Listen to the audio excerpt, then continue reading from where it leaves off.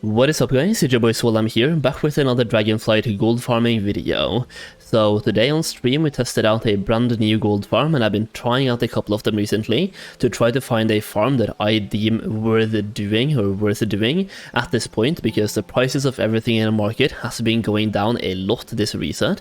But even so, I've found at least one farm that I'm kind of happy with, and I'm recording this video right here at 8 minutes past midnight on Wednesday, so technically it's Tuesday evening, or the night between Tuesday and Wednesday.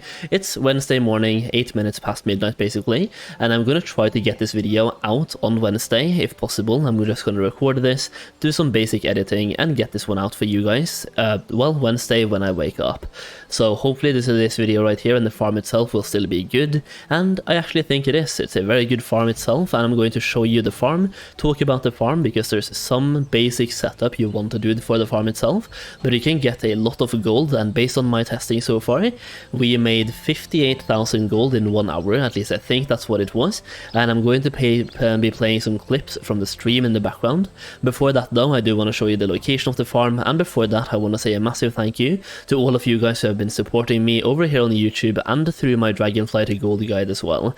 Honestly, the support has been massive, and I can't thank you guys enough. We're sitting on 41,000 subscribers now. I believe we had 35 or 36k when I started making Dragonflight content, so that's a massive boost, and I just want to thank you guys so much for the support, and hopefully you've been able to make some gold from my videos as well.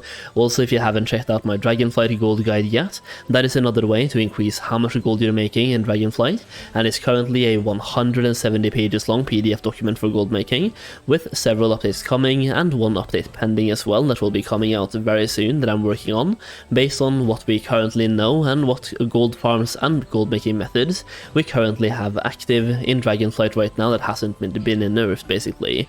Also, by purchasing the gold guide you get access to a private Discord server with early access to videos and exclusive videos as well, and even right now we have what I think is the best gold farm in Dragonflight in early access in that gold guide Discord server.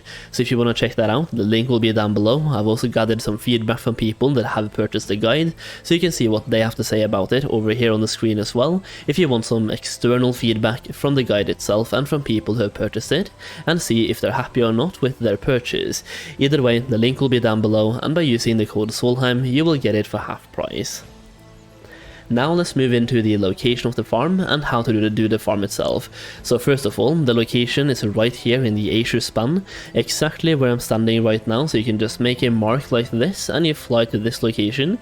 In the Azure span it's right next to Brackenhide Hollow, and it's basically a decayed wildercloth farm, so you're farming for decayed wildercloth and frostbitten. So you can see right now we have 803 frostbitten and 729 decayed wildercloth as well from the farm.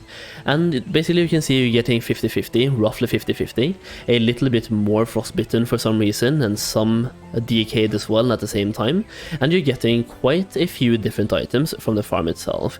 It is worth noting that you're getting mystic items as well from enchanting, for example, and you're getting, well, this pattern right here, the pattern for the null tent. You can see this one has a min buyout on my price of 22,000 gold right now. It also has a region market value average of 8,000 gold, and this one is one of the patterns that was actually dropping from the hyper spawning gold farm we had over here, and when that farm got nerfed, the price of this went down a lot.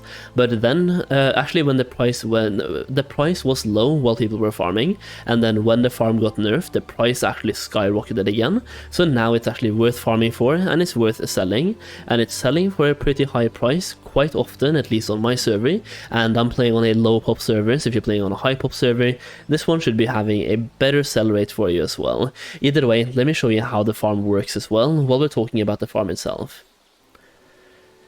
So here you can see the farm in action, and I'm playing this on 2x speed in the background just so you can see exactly how it works, and we can get a bigger portion of the farm itself going in like a shorter duration of this video to not waste your time but show you exactly how it works and show you the hyper spawn as well. You can see right now that in 48 minutes we have made 47,000 gold, and in this 1 hour session we will be making 58,000 gold, but remember we got a recipe worth 22,000 gold on my server, so if we take that recipe out of the equation, we still made 36,000 gold per hour, and that is going to be the baseline gold per hour you can expect to get from this farm just by bringing and having tailoring while farming here. So keep that number in mind, like let's say 35 just to have a round number. 35,000 gold per hour from this farm, and then you have the chance to get a recipe on top of that, which will increase your gold per hour from the farm as well. And how much that will increase the gold per hour from the farm is a little bit like the recipe itself is RNG dependent. First of all, you have to be the one to get it. It has like a very low drop rate, and I want to say you should expect to get one of those recipes every 3 to 4, maybe 5 hours based on the kills we're getting right here. It should be about a 1 in 10,000 drop chance.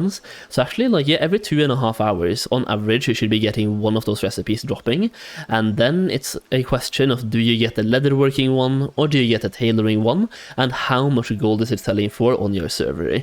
If you're playing on a medium to low pop like I am, the price will be higher, but it will take longer time to sell because once again there's a lower supply but also a lower demand at the same time. If you're playing on a higher populated server, the price might be lower for you, but you'll be able to offload them faster. So even though you're making a little bit less gold per hour, you can offload those recipes while the prices stay high, and chances are, like, because this farm exists right now and you're able to get, well, right now we're getting 3.9k kills per hour in a suboptimal setup, and people kept joining and leaving the group 24/7.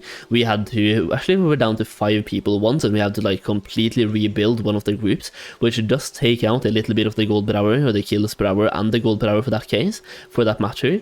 But at peak we were sitting on 4.4k kills per hour from this farm, and based on that you'll be getting a lot of these recipes pumped into the market. So it's all about getting them as soon as possible and offload them as fast as possible while the price stays high. But even without a recipe, you're still making 35 to 36,000 gold per hour from the farm itself just by doing the farm with tailoring, because Decayed Wilder Cloth has a pretty steady price right now. It is selling for about 21 to 22 gold, and it's been staying at that price for quite some time. It's actually been going up in price recently, but it took a massive dip like everything else did this reset. But 20 gold I think should be the baseline price for Decayed Wilder Cloth, and based on that, this farm right here is absolutely great. It is also kind of interesting because this is the first farm that I showcase on this channel that is a Decayed Wilder Cloth farm, so it's about time we make a farm for this material as well. And the reason why people want to buy this is that whenever you're unraveling Decayed Wilder Cloth and you're spec'd into unraveling, you can unravel Decayed Wilder Cloth into rousing decay. So people want to do that for the rousings. Basically, the actual cloth themselves only have one use case, and that is to be unraveled for the rousing. So the price of the cloth themselves will be based on the price of rousing. So as long as rousing decay keeps a somewhat steady value, so will the Decayed Wilder Cloth. So let's talk a little bit about the exact setup you want to have for the farm itself, and that is a basic tailoring and enchanting build for farming mobs, and that is the the cloth collection spec. So you want to have 5 points, I think it's 5 points, actually it's 10 points into tailoring mastery to unlock a sub-spec to go into cloth collection, and you want to have this one at 50 out of 50 to get some regular Wilder Cloth bolts as well. So for example, these bolts right here I got from farming, and these bolts right here I also got from farming. It's not going to make you rich, but it's an extra roughly 1000 gold per hour by getting that final point. So getting to 60 points spent in tailoring is super quickly. Spending 50 points in cloth collection will boost your gold per hour, and since the main material you're farming for here are cloth, having tailoring is a must-have. Also enchanting is actually pretty big here. So the mystic items from the inside of the blue, for example, they gave me 7k gold extra. So these crystals, for example, I actually got 5 of these crystals in 1 hour from farming. That's going to give you roughly between 5 and 7k based on the price of crystals extra to your farm as well. So having the inside of the blue is definitely massive. spec into this one, get 50 points spent here as soon as possible to increase your chance of locating mystic items. So you get 50% extra from just putting 50 points in, and you get 5% here and 10% here. So that is a total of 65% chance to locate mystic items. Now after that, you can spend any additional points you have into draconic disenchantment. That way you will get more materials out of disenchanting these mystic items. That is just going to increase your gold per hour as well. So having that setup right here inside of the blue and cloth collection from tailoring and enchanting, those are the professions you want to have, and that is basically all you need to do for this farm right here.